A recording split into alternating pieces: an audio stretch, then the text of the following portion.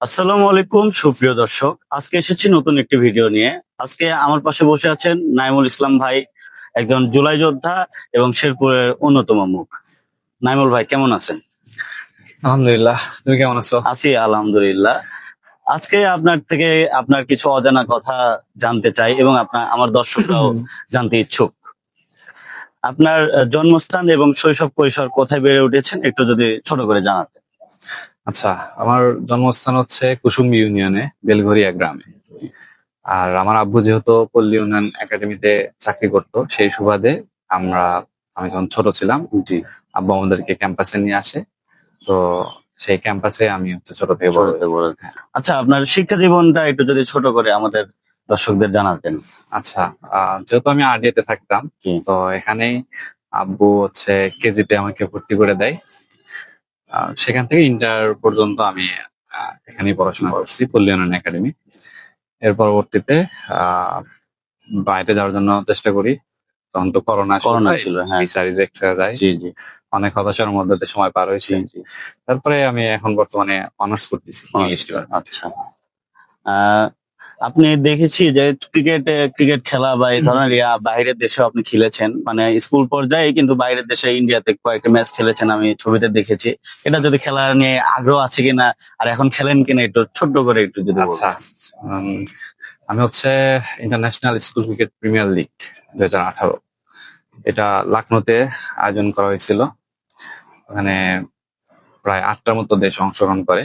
তো সেখানে আমাদের স্কুলের পক্ষ থেকে একটা টিম নেওয়া হয়। সেই টিমে আমি ক্যাপ্টেন হিসেবে ছিলাম এবং প্রথম ম্যাচে আমরা man of the match. Man of the match আপনি হয়েছেন। হ্যাঁ, আলহামদুলিল্লাহ।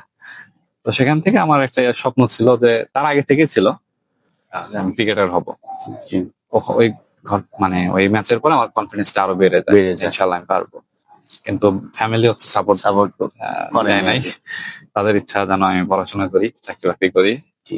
তো পরবর্তীতে আর ওখানে খেলাধুলা করা হয়ে ওঠেনি, কন্টিনিউ করা হয়ে ওঠেনি। এমনিতে আমি হয়তো পাড়ার বন্ধুদের সাথে খেলাধুলা করি, কিন্তু ওইভাবে আর প্রফেশনালি আর খেলা হয় না। খেলা হয় না। আচ্ছা, এই যে জুলাই আন্দোলন বা বৈষম্য বিরোধী আন্দোলন আমরা যেটাই বলি না কেন, আপনার ভূমিকা অনেক ভালো ছিল এবং আপনি অগ্রণী ভূমিকা পালন করেছেন আমরা দেখেছি। এটা আসলে আপনার চিন্তা আগে থেকেই, এই ফ্যাসিস্ট সরকারকে হটানো কি আগে থেকেও আপনার চিন্তা ছিল, নাকি হুট করে যে হইলো এই কারণে অংশগ্রহণ করলেন? আচ্ছা, প্রথমে বলে রাখি, জুলাই আন্দোলনে আমি একজন ক্ষুদে যোদ্ধা। আমার চেয়েও বিশেষ করে যারা আহত হয়েছে, জি, জি, আমি বলবো যে তাদের ত্যাগ এটা অনেক বড়। বেশ, এবং আমাদের যেসব শহীদ ভাইরা আছেন, তাদের পরিবার, আহ, তাদের কাছে আমার ভূমিকা আসলে খুবই নগণ্য। আর শেরপুরে বলবো যে প্রায় 2-3 হাজার স্টুডেন্ট যারা সরাসরি আন্দোলনে অংশগ্রহণ করে, প্রত্যেককেই আমি মনে করি যে আসলে এই জুলাইয়ের অন্যতম নায়ক। 2018 সালে আমরা নিরাপদ সড়ক চাই আন্দোলন করেছি শেরপুর উপজেলাতে। তখন আমরা দেখছি হচ্ছে ঢাকায় আমাদের যেসব ছাত্র ভাইরা আন্দোলনের নামে তাদেরকে তাদের ন্যায্য দাবি কিন্তু সরকার তার ক্যাডার বাহিনী ব্যবহার করে, বিশেষ করে লীগের ক্যাডার বাহিনী, তারা অতর্কিত হামলা করে, সেখানে ছাত্রদেরকে মারপিট করে। সেখান থেকে একটা ক্ষোভের সৃষ্টি হয়। পাশাপাশি আমরা তো এই সরকারের যে আমল নামা এই সম্পর্কে জানি। আরো একটা জিনিস আমার বিশেষ করে যে ঘটনাটা বেশি দাগ কাটে, সেটা হচ্ছে নরেন্দ্র মোদী যখন বাংলাদেশে আসে। বাংলাদেশে আসার পরে সে যেহেতু তার দেশে আমাদের মুসলিম ভাইদের উপর অত্যাচার নির্যাতন চালাচ্ছে, সেটার প্রতিবাদে বাংলাদেশের ধর্মপ্রাণ মুসলমান বায়তুল মোকাররমের গেটে সিঁড়ির ওপরে জি, তারা ওখানে দাঁড়িয়ে শান্তিপূর্ণভাবে আন্দোলন করতেছিল, প্রতিবাদ জানাচ্ছিল। জি, সরকার এই তাদের শান্তিপূর্ণ প্রতিবাদকে নস্যাৎ করে দেওয়ার জন্য তার যে সন্ত্রাসী বাহিনী ছিল সেটাকে সে লেলিয়ে দেয়। তারা মসজিদের ভেতরে ঢুকে আমাদের ধর্মপ্রাণ মুসলিম ভাইদের উপর আক্রমণ করে। জি। একটা ছবি সে সময় ভাইরাল হয়েছিল, সেটা হচ্ছে এই যে দাড়ি এভাবে ধরে যুবলীগের মনে একজন ক্যাডার, সে হচ্ছে আহ মানে নির্মম ভাবে পিটাচ্ছে মসজিদের ভেতরে ঢুকে, পুলিশ এসে নির্বিচারে গুলি করতেছে। তো আসলে সেই সময় থেকেই সরকারের প্রতি, বিশেষ করে আওয়ামী লীগ সরকারের প্রতি ক্ষোভ সৃষ্টি হয়। খুব চেষ্টা। এবং আমার নিয়ত ছিল আমি যদি কখনো সুযোগ পাই অবশ্যই একটা এই সরকারের পতনের আন্দোলনে আমি চেষ্টা করবো ইনশাআল্লাহ। তাহলে বোঝা যায় যে 2018 সাল থেকে আপনার এই ক্ষোভ ছিল এবং এই কারণে 2024-এ এই আন্দোলনে আপনি স্বতঃস্ফূর্তভাবে অংশগ্রহণ করেছেন। হ্যাঁ, আচ্ছা, কিছুদিন আগেই দেখেছি আপনি পৌর মেয়র নির্বাচনের জানান দিয়েছেন। আপনি কেন ভাবছেন যে আপনি পৌর মেয়র হবেন, এবং আপনি পৌর মেয়র যদি হতে পারেন তাহলে আপনি কি ধরনের কাজ করবেন আমাদের শেরপুরের জন্য? আহ, আসলে আমরা জুলাই পরবর্তী সময়ে 1 বছর কাজ, মানে 1 বছর অতিক্রম করছে আমাদের। তো এই সময় আমরা যে অভিজ্ঞতা অর্জন করছি এবং কাজ করার মাধ্যমে যে বিষয়গুলো জানতে পারছি, শিখতে পারছি, সেখান থেকে আমাদের মনে হয়েছে যে স্থানীয় নির্বাচন যেটা, এখানে আমাদের অংশগ্রহণ করাটা জরুরি। আমরা যদি একটা পরিবর্তন নিয়ে আসতে চাই আমাদের সমাজে, অবশ্যই সমাজের তরুণ যুব সমাজকে এগিয়ে আসতে হবে। কারণ আমরা দেখতে পাচ্ছি যে বিগত বছরে যে রাজনৈতিক দলগুলো ছিল, তারা কিন্তু আমাদের যে কাঙ্ক্ষিত বাংলাদেশ, আমাদের যে স্বপ্ন, সেই স্বপ্ন পূরণে আমি বলবো তারা ব্যর্থ হয়েছে। আমরা দেখতে পাই নাই। আমরা বিশেষ করে আমাদের শেরপুর পৌরসভার আমরা যদি দেখি, তাহলে দেখবো যে এই পৌরসভার রাস্তাঘাট যেটা, এটা কিন্তু একদমই খুবই খুবই খুবই বাজে বাজে অবস্থা। অবস্থা। বর্জ্য ব্যবস্থাপনা ভালো না। ভালো না। এবং পৌরসভার নির্দিষ্ট কোনো বাস স্ট্যান্ড নাই, বাস মানে স্ট্যান্ড যাত্রী নাই, ছাউনি নাই। ছাউনি নাই। অনেক ধরনের সমস্যা আছে। তো আমার কাছে মনে হয়েছে যে যদি আমরা, জনগণ আমাদেরকে সমর্থন জানায়, তাহলে অনেক কাজ করার সুযোগ আছে। আর আমরা পৌরসভা বলতেই তো বুঝে থাকি যেটা আধুনিকায়ন এবং মানে অত্যাধুনিক কিছু অনেক আমরা সুবিধা পৌরসভা থাকবে। বলতে এগুলো বুঝতে থাকি, কিন্তু আসলে আমাদের পৌরসভা দেখে তা মনে হয় না। যা হোক, আপনি যে পৌর নির্বাচনটা করবেন এটাতে কি আপনার কোনো প্যানেল থাকবে কিনা? আচ্ছা, প্যানেলের বিষয়ে এই বিষয়টা নিয়ে আমরা একটু চিন্তা ভাবনা করেছিলাম যে একটা প্যানেল যদি করা যায়। পরবর্তীতে এখন এখন পর্যন্ত এটা নিয়ে আমরা মানে কাজ শুরু করিনি। আপাতত এরকম কোনো পরিকল্পনা নেই। পরিকল্পনা নেই। আর আরেকটি বিষয়, এই আপনি কি কোনো দলীয় জায়গা থেকে রাজনৈতিক নির্বাচন করবেন কিনা, নাকি স্বতন্ত্র ভাবে করবেন? স্থানীয় নির্বাচনে এবার দলীয় প্রতীক থাকবে না। দলীয় প্রতীক এটা অন্তর্বর্তী সরকার, আমি যতদূর জানি, এই সংস্কারটা আনছে। তো যদি দলীয় প্রতীক নাই থাকে, দলে তো তাহলে আসলে যুক্ত হওয়ার প্রশ্ন প্রশ্নই আসে আসে না। না। আর মানুষের আসলে একটু দলীয় ফোবিয়া কাজ করতেছে এই মুহূর্তে। কোন দলকে তারা পছন্দ করতেছে না। আমরা সোশ্যাল মিডিয়াতে ঢুকলে দেখবো তারা না এনসিপি কে ছাড় দিচ্ছে, না না। বিএনপি কে ছাড় দিচ্ছে, না জামাত জামাত। ইসলামকে ছাড় দিয়ে কথা বলতেছে। বিভিন্ন ধরনের মন্তব্য। হ্যাঁ, কেউ যদি একটু ভুল করে, সেটা যেই হোক, জনগণ সেটা সমালোচনা করতেছে তারা। বা এটা খুব ভালো। আমার কাছে মনে হয় যে এটা আমাদের বড় অর্জন। অর্জন। আগে এই সমালোচনাটাই করা যেত না। যেত না, বা এখন তারা মানুষের বাক স্বাধীনতা ছিল না। বাকস্বাধীনতা হরণ করেছে। তাহলে আমরা বলতে পারি যে জনগণ এখন আগের থেকে অনেক সচেতন হয়ে গিয়েছে এবং যোগ্য প্রার্থীকেই ভোট দিবে। হ্যাঁ, ইনশাআল্লাহ আমরা আশাবাদী। আশাবাদী। এবং অনেকেই হয়তো, অনেক রাজনৈতিক দল ভাবতে পারে যে আগে যেভাবে চলতেছিল এভাবে এখনো চলতে থাকবে, চলতে কিন্তু পারে। গত 17 বছরে যে একটা নীরব রেভলিউশন ঘটছে, এবং সেটাই আমাদের জুলাই অভ্যুত্থানে একটা, বলবো যে, বিস্ফোরণ ঘটে। মানুষ যে পরিবর্তনটা চাচ্ছিল, এটা সব শ্রেণীর মানুষকে কিন্তু জুলাই এসে এক জায়গায় কানেক্ট করে। তো অবশ্যই ইনশাল্লাহ আমরা আশাবাদী এইবার নির্বাচনে আমরা একটা বড় ধরনের পরিবর্তন দেখতে পারবো। আর স্থানীয় নির্বাচনটা কি আসলে জাতীয় নির্বাচনের পরে হবে না আগে হবে, আপনার কি ধারণা? এটা তো আসলে এখনো এটা ব্রিফিং করেনি। আসলে বলা যাচ্ছে না। পরিবেশ পরিস্থিতি বা সবকিছুর উপর আসলে নির্ভর করবে। রাজনৈতিক দলগুলো এখনো ঐক্যমত্যে পৌঁছায় নাই। জি। তো ঐক্যমত কমিশন আছে আমাদের, দেখা যাক কোন দিকে যায়। আচ্ছা, তো আমি বলবো যে স্থানীয় নির্বাচনটা আগে হবে, আগে মানুষের জন্য ভালো ভালো হবে। হ্যাঁ, আপনি তো পৌর নির্বাচন করবেন, তা আপনার এগুলো গণসংযোগ বা জনসংযোগ যেটাই বলি না কেন, এগুলো কবে থেকে শুরু করবেন বা আপনার প্ল্যান আছে কিনা? আচ্ছা, যেহেতু আমি এটা, মানে কি বলবো, আমরা নির্বাচনের প্রচারণা শুরু করেছি, কিন্তু এখনো গণসংযোগটা করা হয় নাই। আমাদের ইচ্ছা আছে যে আমরা ইনশাল্লাহ খুব দ্রুতই গণসংযোগ শুরু করব, জনগণের দ্বারে দ্বারে যাব। তারা কি চায় আসলে এটা জানা দরকার। তার প্রেক্ষিতে আমরা নির্বাচনী ইশতেহার যেটা আমার, সেটা তৈরি করব। আর অলরেডি আমরা বিভিন্ন জনের সাথে কথা বলে আমরা এটা তো আমরা প্রকাশ করতেছি না, কিন্তু আমরা কিছু প্রচারণা করতেছি। এই যে পৌর নির্বাচন করবেন এবং আপনি এই নির্বাচনটা যে করবেন, এখানে তো বেশ টাকা পয়সা বা বিভিন্ন আর্থিক বিষয় আছে। আপনি এই টাকাগুলোর যোগান কিভাবে দিবেন এবং আপনার আয়ের উৎস কি?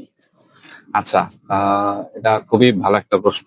সেটা নির্বাচনে আমরা যেটা দেখি সেটা নির্বাচনের আগের দিন বাড়ি বাড়ি টাকা চলে যায়। আমার আসলে এই সামর্থ্য নাই। আমি একজন স্টুডেন্ট, পাশাপাশি আমার কিছু নিজস্ব উদ্যোগ আছে, যেটা আমি শুরু করছি। আমার একটা বিজনেস প্রতিষ্ঠান আছে, লার্নেক্স আইটি। সেখানে আমরা বিভিন্ন ডিজিটাল স্কিলের উপর আমরা হচ্ছে কোর্স রান করতেছি। নিজে ভিডিও ভিডিও এডিটিং করি। যদিও রাজনীতির কারণে সময় আগে দিতে পারি না, তবে এখন আমি একটু এখানে মনোনিবেশ করছি যেন এখান থেকে আমার উপার্জনটা চলে আসে। আর নির্বাচনে আসলে আমি খুব বেশি টাকা ব্যয় করতে আগ্রহী না। জি, কারণ আমি যখন জনগণের পেছনে একটা বাজেট মানে আমি ব্যয় করলাম, সে টাকাটা আমি কই পাবো? সেটা কিন্তু তুলতে হবে হচ্ছে পরবর্তীতে, ওই যে আমি বললাম যেই কারণে আমাদের রাস্তাঘাট খারাপ, যে আমাকে ওই টেন্ডার দেওয়ার সময় টাকা দিয়ে টেন্ডার দিতে হবে, সেবা দেওয়ার সময় টাকা দিয়ে ওই টাকা তো তুলতে হবে। তা আমি চাই যে বাংলাদেশের রাজনীতির সংস্কৃতিতে একটা পরিবর্তন আসুক। হয়তো আহ, আমরা রাতারাতি কোনো কিছু পরিবর্তন করতে পারবো না, তবে আমার আমার বিশ্বাস এইবার নির্বাচনে আমরা অবশ্যই কিছু না কিছু পরিবর্তন দেখতে পারবো। আচ্ছা, এই নির্বাচনটা যে পৌর নির্বাচন গুলা যে স্বচ্ছ হবে, এটা নিয়ে আপনি কেমন আশাবাদী? আসলে এটা নির্ভর করবে অন্তর্বর্তী সরকার, তারা যদি চেষ্টা করে, এবং তখনই আসলে নির্বাচন সুষ্ঠু হওয়া সম্ভব। কারণ এর আগে যেসব নির্বাচন হয়েছে আমরা দেখতে পাচ্ছি যে সেনাবাহিনী মাঠে থাকছে কিংবা বিজিবি, তাদের সামনেই হচ্ছে যেগুলো ভোটের কারচুপি ঘটছে। আমরা আশা করতেছি যে অন্তর্বর্তী সরকার এবার এই বিষয়ে কঠোর হবে, নির্বাচন কমিশন কঠোর পদক্ষেপ নিবে যেন নির্বাচনটা সুষ্ঠু হয়। আর যদি নির্বাচন সুষ্ঠু না হয় তাহলে বাংলাদেশের জনগণ এবার কিন্তু সেটা মেনে নিবে না। তা তো বটেই, কারণ এত বড় একটা রেভলিউশন বলা যায় হওয়ার পর আসলে এগুলো দুর্নীতি আসলে মানবে না। আর একটি বিষয়, আপনি যেহেতু পৌর নির্বাচন করবেন, পৌরসভার বিভিন্ন ধরনের দুর্নীতি আছে এবং বিভিন্ন কারচুপি আছে, যেমন ধরা যায় যে রাস্তাতে টাকা তুলছে এবং বিভিন্ন অজুহাত বলা যায়, অজুহাত দিচ্ছে। এগুলা কি আপনি মেয়র হলে কি এগুলা নিরসন হবে কিনা? আচ্ছা, পৌরসভাতে আসলে যেসব দুর্নীতি আমরা দেখতে পাচ্ছি, বিশেষ করে চাঁদাবাজির যে পয়েন্টটা, এটা আসলে বিশেষ করে আমাদের তো পৌরসভায় নির্দিষ্ট কোনো বাস স্ট্যান্ড নাই। তারপরেও বর্তমান যারা প্রশাসক আছে তারা এটা ইজারা দিয়ে রাখছে। আমার কাছে মনে হয়েছে যে এটা খুবই অযৌক্তিক একটা কাজ হয়েছে, আর জনগণের প্রতি জুলুম করা হচ্ছে। কারণ আমি যদি বাস স্ট্যান্ড আমার থাকতো, বাসগুলো নির্দিষ্ট একটা জায়গায় পার্ক হইতো, সে ওখানে কিছু লোকবল থাকতো, সেখান থেকে আমি সার্ভিস দিয়ে টাকা নিতে পারি। আমি সার্ভিস দিচ্ছি না, তাহলে আমি জনগণের থেকে কিসের ভিত্তিতে টাকা নিচ্ছি? এবং আমি যদি নির্বাচনে জিততে পারি, জনগণ যদি সমর্থন দেয়, আমি ইনশাআল্লাহ এই বিষয়টা সমাধানের চেষ্টা করব। আমি অটোগুলোকে লাইসেন্সের আওতাভুক্ত করব, এবং এই যেহেতু বাস স্ট্যান্ড নাই, তার মানে তো আমার ইজারা দেওয়ার প্রয়োজন নাই, ইজারা বন্ধ থাকবে। তাহলে আমরা ধরে নিতে পারি আপনি আসলে এই ধরনের দুর্নীতিগুলো বন্ধ হবে। ইনশাআল্লাহ চেষ্টা করবো সর্বোচ্চ। আচ্ছা, আমরা চাই যে আপনি নির্বাচনে জয়ী লাভ করেন, এবং যদি জয়ী না হতে পারেন তাহলে কি আপনি রাজনীতি থেকে সরে আসবেন কিনা? না, আমাদের এটা আসলে আমি মনে করি এটা দীর্ঘমেয়াদী একটা লড়াই। জি, এটা জয় পরাজয়ের বিষয় না, বিষয়টা হচ্ছে আমাকে মাঠে থেকে লড়াইটা চালিয়ে যেতে হবে আমি যদি পরিবর্তন চাই। সেই জায়গা থেকে আমাদের পরাজিত হয়ে আমাদের তো সমস্যা নাই, আমরা ন্যায়ের পক্ষে সবসময় আমাদের আওয়াজ তুলবো। আমরা যেখানে অন্যায় দেখবো সেটার বিরোধিতা করবো।